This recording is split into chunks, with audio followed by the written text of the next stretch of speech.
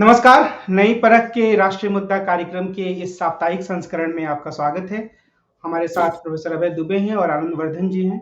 हम इनसे देश की राजनीति के बारे में, खासतौर पे जो पिछले 1 हफ्ते में घटनाएँ घटी हैं, उनके बारे में बातचीत करेंगे। आज बिहार में एक बड़ी रैली हुई। राष्ट्रीय जनता दल ने उसका आयोजन किया था और महागठबंधन जो बिहार में है, उसके सारे दल उसमें सम्मिलित हुए हैं। आनंद वर्धन जी, मेरा पहला सवाल आप ही से है। इस रैली से क्या कोई ऐसा संदेश निकलता है जिससे हम कह सकें कि विपक्षी दलों को वैकल्पिक नैरेटिव का कुछ सूत्र मिल रहा है, उनके भीतर कुछ जोश भर रहा है? आप इस रैली को कैसे देखते हैं? रैली ने एक तो बड़ा काम ये किया कि बिहार में उसने आज मुझे ऐसा लगा कि तेजस्वी यादव को मतलब सबसे बड़े लीडर के रूप में इस समय जो बिहार के जो लीडर्स हैं, कांग्रेस के या भाजपा के या जेडीयू के, उसमें बिहार के सबसे बड़े लीडर के रूप में एस्टैब्लिश कर दिया। उसमें कहीं कोई अब शुबा नहीं है।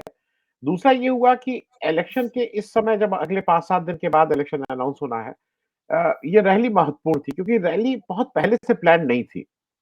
ये नीतीश पिछले 6-7-8 दिन, 10 दिन के वो करीब 10-15 दिन की इनकी मेहनत थी। जैसा तेजस्वी जी ने कहा कि वो करीब 3500 किलोमीटर उन्होंने पिछले 10 दिन में चले।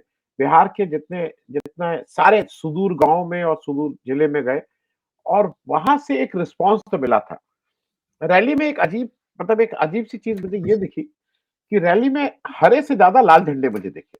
अब वो या तो लाल झंडे का जो काडर के रूप में वो इस समय बिल्कुल चाक-चौबंद हो गया है क्योंकि वो जो कम्युनिस्ट काडर है, वो बिहार में और कम्युनिस्ट काडर का एक फ़ायदा उन लोगों को ये भी रहता है, फ़ायदा कह लीजिए या उनकी परंपरा है कि मैं उत्तर प्रदेश के बारे में बिल्कुल दावे से ईस्टर्न यूपी का कह सकता हूँ। आज भी हर गाँव में या पंचायत लेवल तक तो उनके कुछ झंडे किसी के घर के बक्से में ज़रूर होंगे। उन लोग झंडे फेंकते नहीं है और जब कुछ होता है वो भले ही 4 साल बाद हो, वो झंडा फिर डंडे में लगा के फिर चल देते हैं। तो आज वहाँ पे लाल भी खूब दिख रहा था, मुझे तो हरे से ज़्यादा लाल दिख रहा था और उसपे कहना भी पड़ा कि भाई जयप्रकाश नारायण और उनके हरा झंडा हरा कर्पूरी ठाकुर जी का हरा रंग और फिर दीपांकर भट्टाचार्य जी ने बहुत नाम लिए जो एमएल के पुराने उनके लीडर्स थे, उनके नाम लिए। तो मैं बिहार की इस रैली को और एक और चीज़ बहुत इम्पोर्टेंट है। अ, वो इम्पोर्टेंट ये है कि एक तो अखिलेश यादव जी गए, वो भी ठीक था भाई। आज वो पहली बार कुछ उत्साह में दिखे कि अभी तक मैंने इंडिया के किसी रैली में इस तरह का उत्साह नहीं देखा था अखिलेश यादव जी में। आज वो उत्साहित नज़र आए।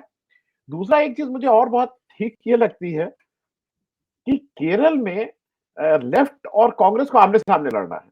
लेकिन वहाँ पे सब लोग साथ हाथ-हाथ उठा के जो विजय का एक सूचक वो होता है हाथ उठा के लोगों का अभिवादन करना, वो कर रहे थे।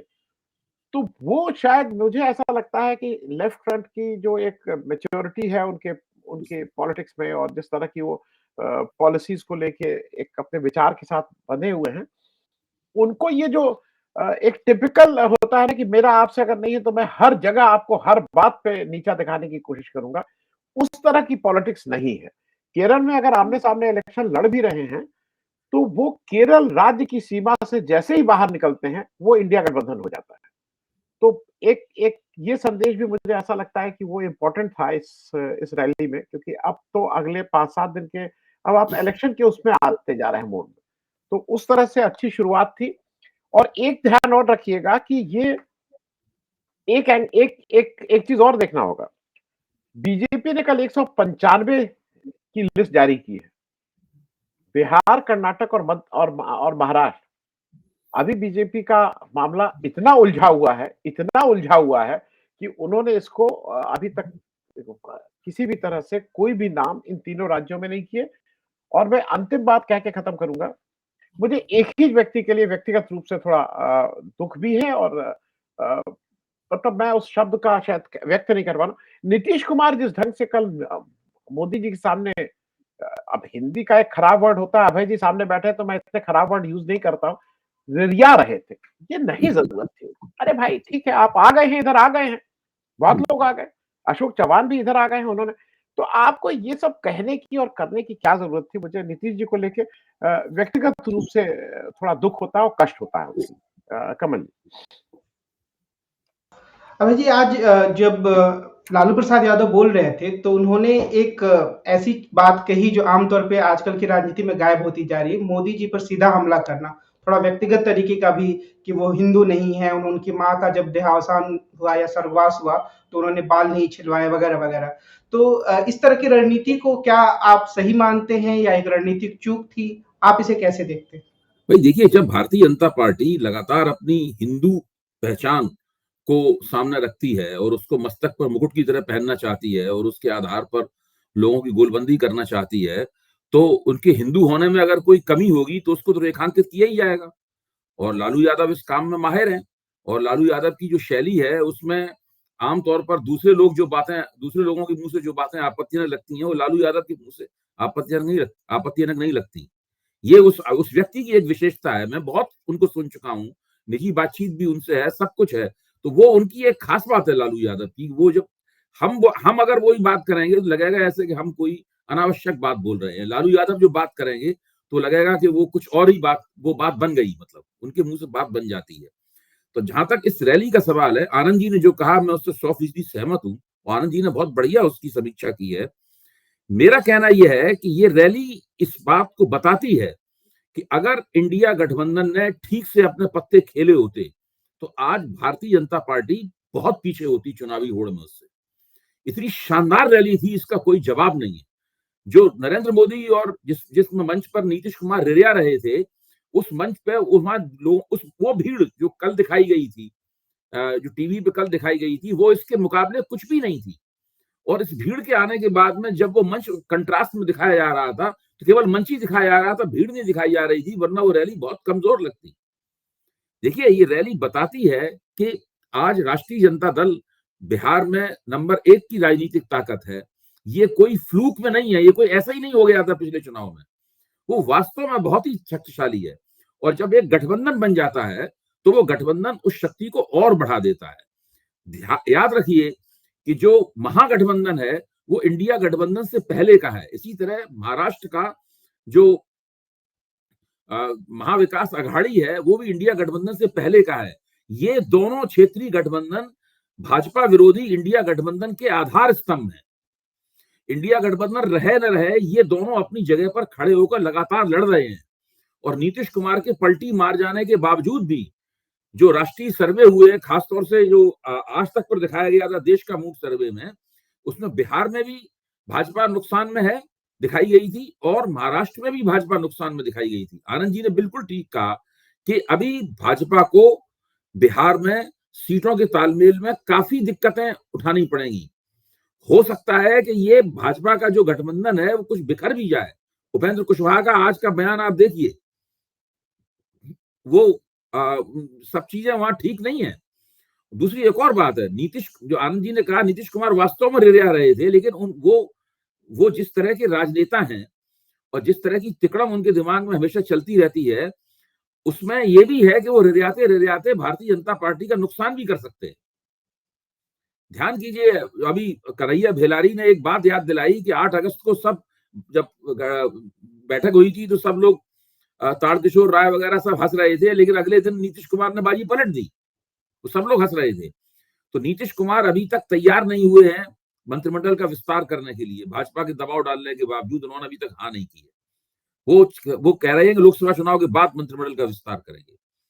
दूसरे, वो अभी भी उनका दावा यह है कि हमको 16 सीटें तो कम से कम चाहिए ही चाहिए। अब भाजपा को अगर दूसरे जो एनडीए के घटक दल हैं, उनको अगर संतुष्ट करना है तो भाजपा को अपने कोटे में से उन्हें सीटें देनी पड़ेंगी। तो अगर 16 नीतीश कुमार को दी जाती हैं और 17 भाजपा अपनी लड़ती है, तो फिर बचती कितनी है सीटें? तो बिहार में तो भाजपा काफी मुश्किल में है। मुझे लगता यह है कि वहां पे जो नरेंद्र मोदी का जो रौब-दाब है, रुतबा है, देखिए, जनता दल यूनाइटेड कितना भी कमजोर हो गया हो, कितनी भी उसकी जमीन सिकुड़ गई हो, इसके बावजूद वो इंडिया गठबंधन की सबसे बड़ी पार्टी है। एक ऐसी पार्टी है जिसके अंदर कोई स्प्लिट नहीं हुआ है। महाराष्ट्र में वो दोनों पार्टियां जो साथ में हैं, वो टूटी हुई पार्टियां हैं, जिनको तिकड़म करके असली पार्टी घोषित किया गया है। और उन पार्टियों का लोकसभा का प्रदर्शन किसी ने देखा नहीं है। किसी को पता नहीं है कि महाराष्ट्र में जो टूटी हुई एनसीपी है और टूटी हुई शिवसेना है, उनका लोकसभा का प्रदर्शन क्या होगा। उनके साथ एमएलए हैं, लेकिन वो एमपी के मामले में उनका वो किस तरह चुनाव लड़ेंगे उसका कोई बैरोमीटर नहीं है पता लगाने का कि उनके साथ कितना जनाधार है। तो बिहार में और महाराष्ट्र में, और जैसा कि आनंद जी ने कहा, कर्नाटक में भी, मैं मानता हूं तेलंगाना में भी भारतीय जनता पार्टी चुनावी रणनीति के लिहाज से, तालमेल के लिहाज से खासी सांसत में है। जो ये आनंद जी, टिकटों का वितरण भारतीय जनता पार्टी ने कल के दिन किया, खासतौर पे मैं उत्तर प्रदेश के संदर्भ में भी आपसे समझना चाहूंगा कि लोग यह कह रहे हैं, कई टीकाकार यह कह रहे हैं कि पुराने सांसदों को टिकट देकर खासतौर पे उत्तर प्रदेश में भारतीय जनता पार्टी ने एक तरीके से अति आत्मविश्वास का परिचय दिया है। आप इसे कैसे देखते हैं? आप कुछ लोग अति आत्मविश्वास कह रहे हैं, मैं इसको कंट्रडिक्शन कह रहा हूं, क्योंकि बीजेपी ने उत्तर प्रदेश को छोड़ के बाकी जगह 40-40%, 50-50, 60-60% लोगों के टिकट काटे हैं। और बीजेपी ये मान के अभी तक, बीजेपी का ये फॉर्मूला था कि सांसदों की एंटी इनकम्बेंसी या एमएलए की एंटी इनकम्बेंसी को हम नया चेहरा देके खत्म कर लेते हैं। उत्तर प्रदेश में मुझे ऐसा लगता है कि इनकी हिम्मत नहीं थी कि किसी का टिकट काटे।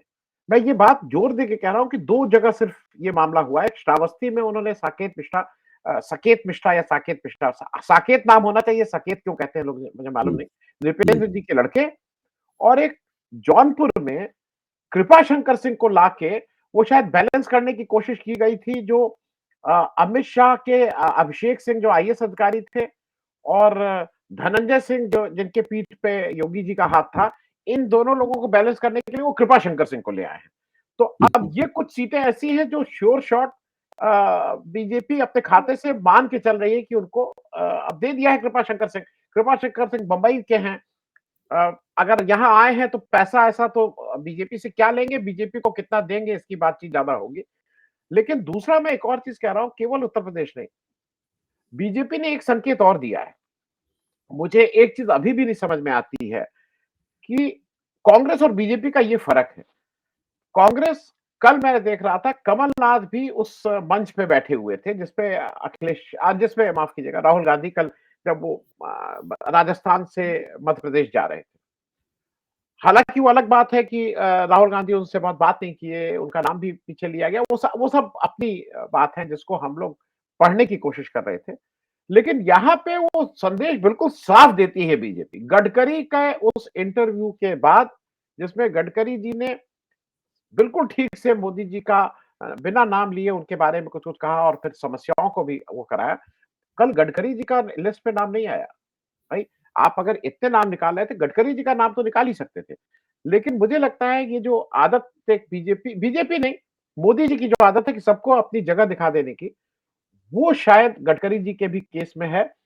दूसरा एक और देख लीजिएगा, उत्तर प्रदेश के रेफरेंस में उसने अभी भी एनडीए के किसी उसको नहीं दिया है। वो कहने को लोग कह रहे हैं, वो प्रवीण निषाद, संजय निषाद के लड़के को जो सीट दी गई है, जहां से वो सिटिंग एमएलए हैं, संत कबीरनगर, वो बीजेपी के चुनाव चिन्ह पे लड़ते हैं। पिछली बार भी लड़े, इस बार तो अब वो कहने को आप कहते रहिए कि मैं फलाना का, अब जयंत चौधरी कल अगर कमल पे लड़ते हैं तो कहते रहे कि मैं चरण सिंह का पोता हूं, लेकिन है तो बीजेपी के सांसद। छोड़ के बीजेपी ये इंश्योर कर रही है कि जितने इस तरह के सैटेलाइट लोग हैं जो अपने अपने हिसाब से घूमते रहते हैं, ये कहीं छोड़ के ना भाग जाए।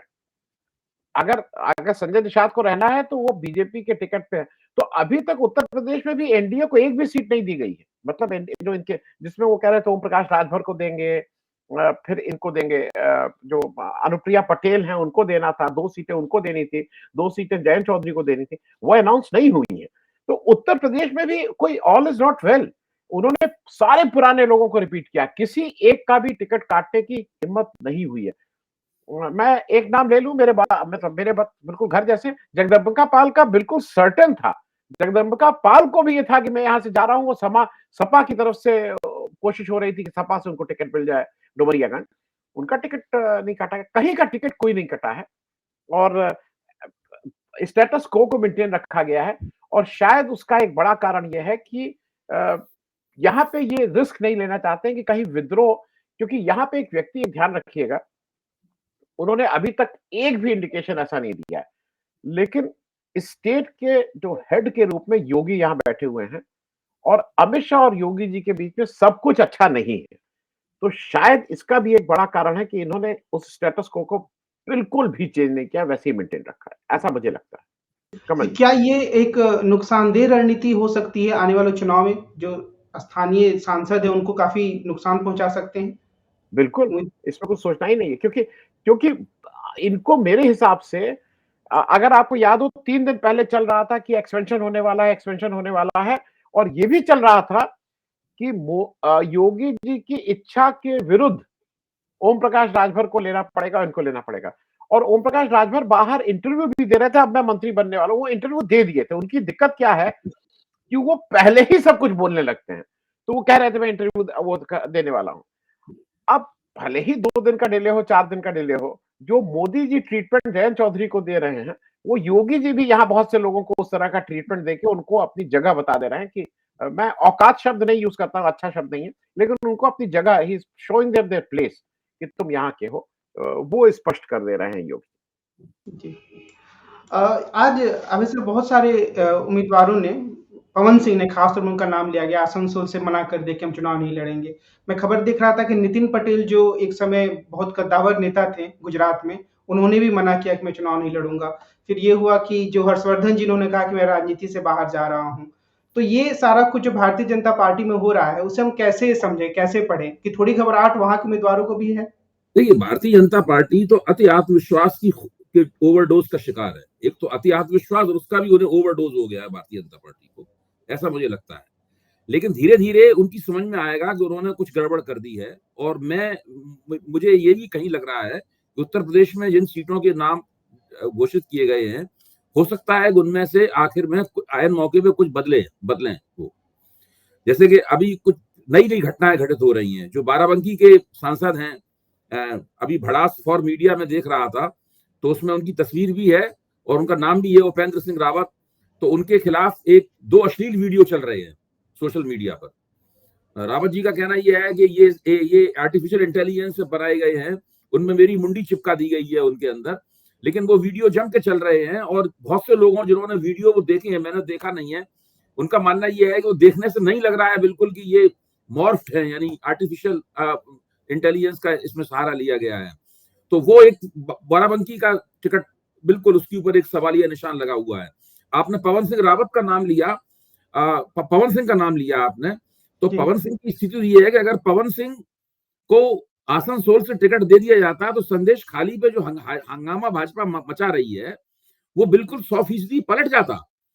क्योंकि इन्होंने पहले जो भोजपुरी के अपने मशहूर गाने गाए हैं, उसमें उन्होंने बंगाली महिलाओं को विशेष रूप से निशाना बनाया था, और बंगाली महिलाओं के खिलाफ बहुत ही आपत्तिजनक किस्म के गाने गाए गए थे। और वहां तो तृणमूल कांग्रेस तैयार बैठी हुई थी कि इनको टिकट दिया जाए, और वैसे ही यहाँ पे पूरा खेल कर दिया जाए कि जो यहाँ पे महिलाओं पे यौन दुराचार की ये शिकायत जो की जा रही है, ऐसे व्यक्ति को टिकट दे रहे हैं जिन्होंने बंगाली महिलाओं के बारे में इस तरह के आपत्तिजनक गीत एक जमाने में हिट कराए थे। तो ये इसीलिए भाजपा ने उनसे खुद ही कहा होगा कि आप भाई मत लड़िए चुनाव, गलती से नाम आपका घोषित हो गया। तो अति आत्मविश्वास में आप बहुत सारी गड़बड़ियां करते हैं, ये गड़बड़ी इसका एक नमूना है। फिर ये जो बाराबंकी का हमने बताया गया, इसकी गड़बड़ी भी धीरे धीरे आला कमान की समझ में आ रही होगी। और भी निर्वाचन क्षेत्र हैं जहां पे अभी हम लोगों की नजर नहीं पहुंच पाई है, लेकिन जैसे जैसे घटनाक्रम आगे बढ़ेगा और चुनाव की तारीख की तरफ हम लोग रवाना होंगे, आप देखेंगे कि भारतीय जनता पार्टी को कई टिकटों के ऊपर पुनर्विचार करना पड़ सकता है। देखिए, इसी तरह जौनपुर के बारे में भी ये हो सकता है, मतलब कई जगह ऐसा हो सकता है कि ये पुनर्विचार भाजपा को करना पड़े। और भाजपा अगर टिकट बदलेगी, तो फिर ये उसका जो अति आत्मविश्वास है, वो कट टू दी साइज होगा। मतलब फिर वो धीरे धीरे करके जो जमीनी यथार्थ है, उस पर पहुंचेंगे। देखिए, भारतीय जनता पार्टी मजबूत है, संसाधन संपन्न है, रणनीति संपन्न है, उसके पास एक चमकदार नेता है, ये सब बातें सही है। भाजपा की चुनाव जीतने की संभावना ज्यादा है, ये बात भी सही है। लेकिन 2014 और 2019 के मुकाबले पहली बार है कि भारतीय जनता पार्टी लोकसभा चुनाव में किसी न किसी स्तर के, कमजोरी सही, लेकिन एक गठबंधन का सामना कर रही है। भाई, दिल्ली में जो टिकट काटे गए हैं, वो क्यों काटे गए हैं? जिस बड़े पैमाने पर दिल्ली में लगभग 80% ज्यादा प्रतिशत जाता है, टिकट क्यों काटे गए हैं? क्योंकि दिल्ली में भी गठजोड़ बन गया है। उत्तर प्रदेश में भी गठजोड़ बन रहा है और भाजपा की धुकधुकी तो ये बढ़ रही होगी कि जैसे जैसे चुनाव की तारीख के नजदीक जाते हैं कहीं मायावती अपना रुख न बदल दें, क्योंकि जब आप आचार संहिता लागू हो जाती है उस वक्त जो विंडो होती है मैनिपुलेशन की वो बहुत छोटी रह जाती है, वो खत्म हो जाती है विंडो। फिर आप बहुत ज्यादा ईडी फीडी का इस्तेमाल ज्यादा नहीं कर सकते और करेंगे भी तो फिर वो बहुत ज्यादा विवादग्रस्त हो जाती है बात, उसमें बहुत सारी आपत्तियां होती हैं, कुछ भी उसमें हो सकता है, चुनाव आयोग भी उसमें दबाव में आ जाता है। तो कहीं ऐसी कोई घटना हो गई कि मायावती इस गठजोड़ में चली गई तो भारतीय जनता पार्टी फिर आप देखना बैठ के वो लोग उनकी जो केंद्रीय चुनाव समिति है बैठ के सारे बदल डालूंगी की तर्ज पे काम करने लगेगी और वो बहुत बड़ा सदमा होगा भारतीय जनता पार्टी के लिए अगर उत्तर प्रदेश में ये लोग सब एक जगह आ गए। मैं अभी भी मानता हूं और मैं गारंटी नहीं दे सकता कि मेरी बात सही होगी कि मायावती अगर अकेले चुनाव लड़ेंगी तो उनको 5% या उससे कम वोट मिलेगा, उनकी सीटें 0 होंगी और उनका जितना खराब प्रदर्शन होगा वो बहुजन समाज पार्टी या दलित आंदोलन के इतिहास में उतना कभी हुआ नहीं होगा। उनके लिए यही ठीक है कि वो किसी ना किसी तरीके से कुछ समझौता करें, कुछ तालमेल बनाएं, कुछ लेन देन करें, कुछ करें, वरना उनका खेल खत्म है। इसके बाद कोई उन्हें टके से नहीं पूछेगा भारतीय राजनीति में अगर इस चुनाव में उन्होंने अकेले लड़े और उनको 0 रहा उनका। तो आज मैं एक अभय जी मैं आपसे एक प्रश्न जरा समझ लूं, ये डॉक्टर हर्षवर्धन स्पेसिफिक मेरा प्रश्न है। पिछली बार अगर याद हो तो उनका जब चीफ मिनिस्टर का दावा था तो उनके दावे को हटा के किरण बेदी को ले आए थे और उसका एक बैकलैश हुआ था कि बिल्कुल साफ हो गई थी बीजेपी, मतलब आम आदमी पार्टी ने जो झाड़ू लगाया था उसमें उस समय किरण बेदी को सामने, उस बार उन्होंने ये नहीं कहा था कि मैं विड्रॉ, अब मैं पॉलिटिक्स छोड़ रहा हूं, संन्यास ले रहा हूं, वो घर बैठ गए थे और वो इस तरह के व्यक्ति भी नहीं है कि घूम घूम के कहीं वो करे। इस बार उन्होंने साफ कर दिया कि अब वो पॉलिटिक्स से संन्यास ले। इसका बैकलैश क्या कहीं दिल्ली में हो सकता है डॉक्टर हर्षवर्धन के टिकट काटने का? देखिए, हर्षवर्धन की कहानी भारतीय जनता पार्टी के नरेंद्र मोदी का जो शासन चल रहा है भाजपा में, उसमें एक ईमानदार व्यक्ति की व्यथा की कहानी है। हर्षवर्धन 100% ईमानदार हैं, उनके ऊपर कोई उनका दुश्मन भी भ्रष्टाचार का संदेह नहीं कर सकता और वो जिस दिल्ली की राजनीति में विधायक जिस निर्वाचन क्षेत्र से खड़े होते थे कृष्णानगर से, मैं उस निर्वाचन क्षेत्र को अच्छी तरीके से जानता हूं, मेरे वहां कई रिश्तेदार रहते हैं। तो न केवल वो लोग किरण बेदी को लाए बल्कि उनसे उनका निर्वाचन क्षेत्र भी छीन लिया। किरण बेदी को हर्षवर्धन के निर्वाचन क्षेत्र से खड़ा किया गया और वहां दिल्ली के इतिहास में पहली बार भारतीय जनता पार्टी चुनाव हारी, किरण बेदी चुनाव हारी। आप इससे अंदाजा लगाइए हर्षवर्धन के साथ इन लोगों ने क्या बुरा सलूक किया। वो जब स्वास्थ्य मंत्री थे, केंद्र में जब स्वास्थ्य मंत्री थे, तो स्वास्थ्य मंत्री के पद से उनको हटाया गया और उन व्यक्तियों को स्वास्थ्य मंत्री बनाया गया। मैं उनका नाम नहीं ले रहा हूं, सब लोग जानते हैं कि किसको उनकी जगह रखा गया था। जिनकी चर्चा जो उन्होंने जो किया और जिस प्रकार के प्रवाद उनके नाम के साथ जुड़े, मैं कहना नहीं चाहता उनको यहाँ पर, क्योंकि उन सब चीजों के लिए पूछा जा सकता है कि आपके पास प्रमाण क्या है, बताइए। तो ये स्थिति है, ये भारतीय जनता पार्टी के अंदर और राष्ट्रीय स्वयंसेवक संघ से निकले हुए हैं वो। इसका सीधा मतलब है कि इस पूरे निजाम में ईमानदार व्यक्ति की, संगठन से आए हुए व्यक्ति की नहीं चलती जब तक कि वो जाकर चरणों में सिर न झुका दे। और जिन लोगों ने चरणों में सिर झुकाया है उन सबके नाम भी हम जानते हैं, सबकी सूची बना सकते हैं हम लोग, और उनको किस किस तरह की गालियां मिलती हैं, किस किस तरीके से उनको अपमानित किया जाता है, बस केवल पद दे दिया जाता है, शपथ दिला दी जाती है। बाकी भारतीय जनता पार्टी में ऐसे लोगों की बहुत दुर्गत है। मैं एक चीज कमल जी ऐड कर दूं, डॉक्टर हर्षवर्धन का सिर्फ यही था कि उनके सिर पे कोविड के निकम्मेपने का, मैं बोल रहा हूं, का ठीकरा, जो दूसरे लोगों का निकम्मापना था उसका ठीकरा उनके सिर पे फोड़ के उनको एक ये कर दिया कि गया कि यही भाई साहब इनकी वजह से सारा कुछ, ऑक्सीजन का समस्या और लोगों जले और मरे, ये अभी भी आप देखिए तो वही निकल के आ रहा है डॉक्टर हर्षवर्धन। और उसके बाद एक्सप्लेनेशन आ रहा है कि इन कारणों से, तो कोविड का निकम्मापन किसी दूसरे का था, इनके नाम से इसको कहते हैं। कमल, तर्क ये है कि भाई वोट नरेंद्र मोदी की वजह से मिलता है। अगर ये थीसिस सही है कि वोट नरेंद्र मोदी की वजह से मिलता है तो हर्षवर्धन का टिकट क्यों काटा गया? अगर ये थीसिस सही है कि वोट नरेंद्र मोदी की वजह से मिलता है तो मीनाक्षी लेखी का टिकट क्यों काटा गया? भाई मीनाक्षी लेखी ने तो राहुल गांधी को उस मामले में फंसाया था ना, उसका उन्हें पुरस्कार मिला, तो इन लोगों के टिकट क्यों काटे गए? ये सब मीडिया का बनाया हुआ वितंडा है कि नरेंद्र मोदी के नाम पे वोट मिलता है, ये मिलता है। जो रेटिंग एजेंसियां हैं, जो सर्वे एजेंसियां हैं, वो इस तरीके से सवाल पूछती हैं, इससे बात निकल आती है। नरेंद्र मोदी को सबसे ज्यादा लाभ ही है कि उनके मुकाबले कोई दूसरा व्यक्ति नहीं होता है जो उनके मुकाबले खड़ा हो सके। आप कल्पना कीजिए कि इंडिया गठबंधन की तरफ से किसी एक व्यक्ति को उनके मुकाबले खड़ा कर दिया जाए, और उसके बाद आप देखिए धीरे धीरे करके परिस्थिति बदलनी शुरू हो जाएगी। मैं ये नहीं कहता हूं भाजपा हार जाएगी, लेकिन भाजपा के लिए बहुत मुश्किल हो जाएगी चुनौती। तो इस संदर्भ में आनंद जी, मेरा सवाल आपसे है कि पिछले हफ्ते भी काफी कुछ उथल-पुथल हुआ कांग्रेस शासित एक राज्य में, हिमाचल प्रदेश में।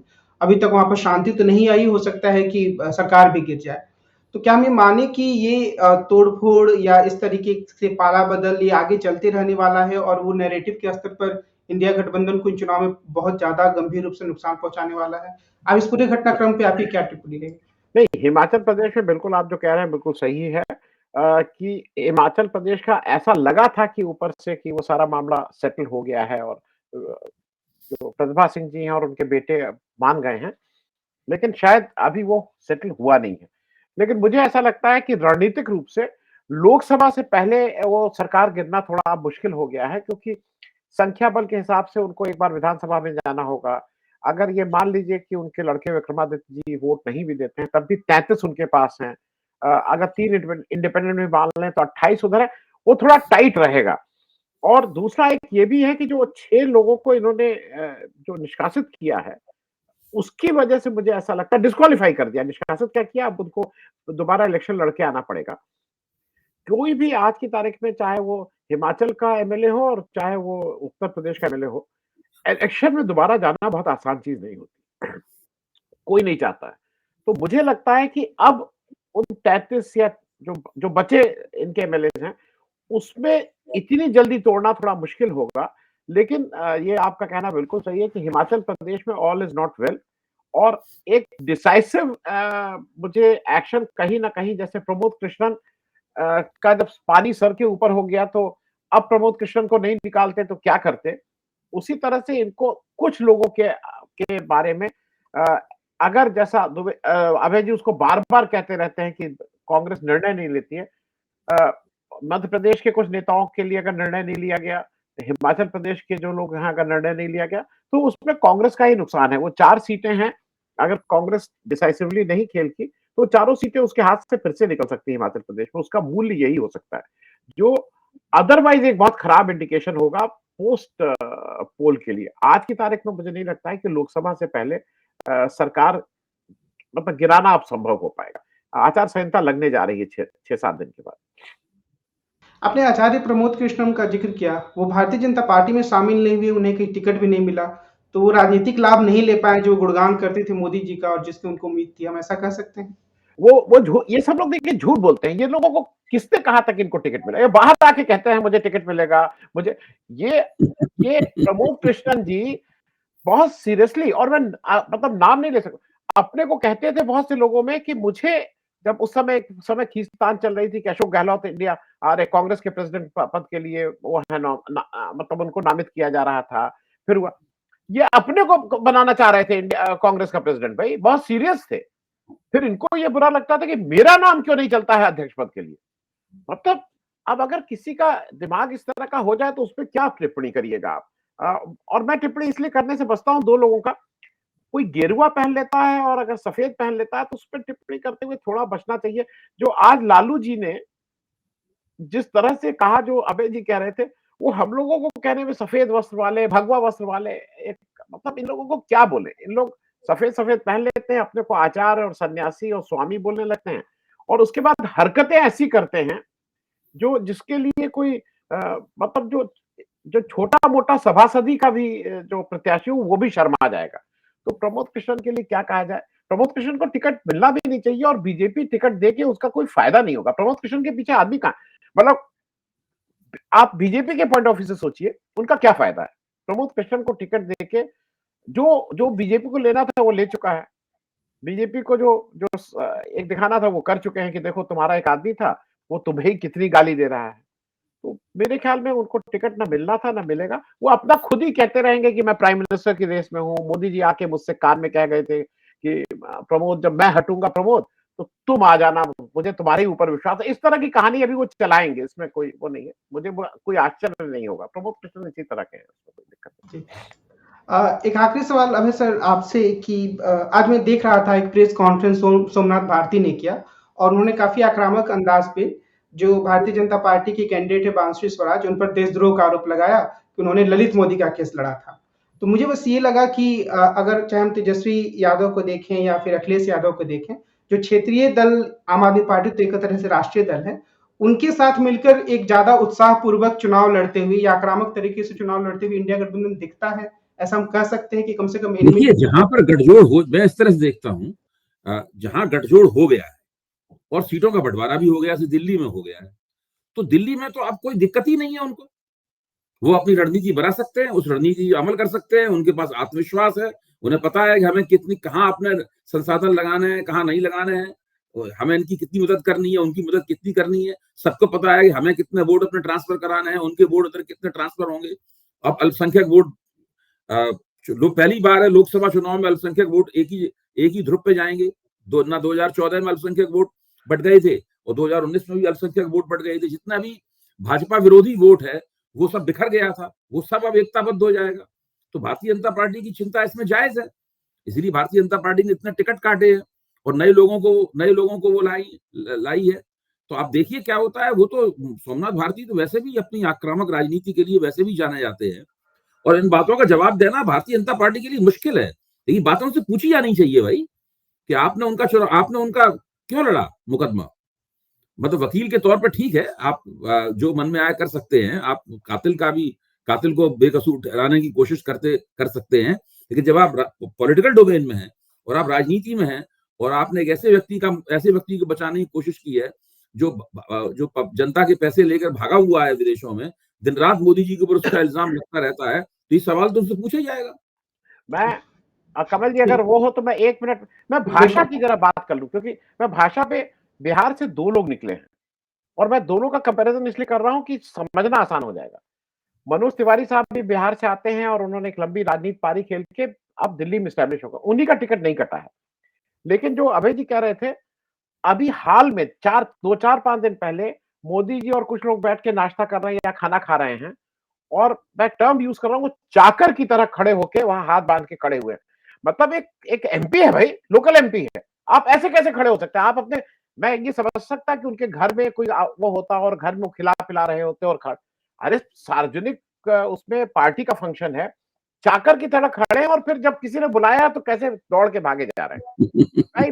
मैं ये बात कर रहा हूं उसी बिहार में तेजस्वी यादव की भाषा की मर्यादा जितनी तेजस्वी रखते हैं और जिस तरह की भाषा यूज करते हैं। आज भी उन्होंने नीतीश चाचा को प्रणाम किया कि भाई वो नीतीश जी है, लेकिन प्रणाम, वो अपनी भाषा की मर्यादा को रखते हुए भी कहीं पे भी उनका आत्मसम्मान के साथ कंप्रोमाइज नहीं करते हैं और कहीं उनकी वाणी में ये नहीं रहता है कि इसका ये अर्थ है, लेकिन भाषा की मर्यादा रखते हैं, पूरा सम्मान देते हैं, चरण स्पर्श बोलते हैं, लेकिन जो कहना होता है वो भी कह लेते हैं। तो ये 2 कंट्रास्ट है। बिहार से दोनों लोग आते हैं, एक तरफ मनोज तिवारी जी खड़े हुए हैं जो बहुत खुश हैं कि उनका टिकट नहीं कटा अकेले आदमी, और दूसरी तरफ तेजस्वी जो लड़ ही रहा है।